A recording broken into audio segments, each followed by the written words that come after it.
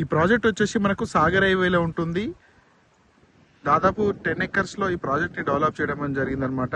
మీరు చూస్తున్నారు DTCP norms ప్రకారం డెవలప్ చేయడం జరిగింది. బట్ డిటిసిపి కాదు, ఫార్మ్ ల్యాండ్ కాన్సెప్ట్లో అనమాట.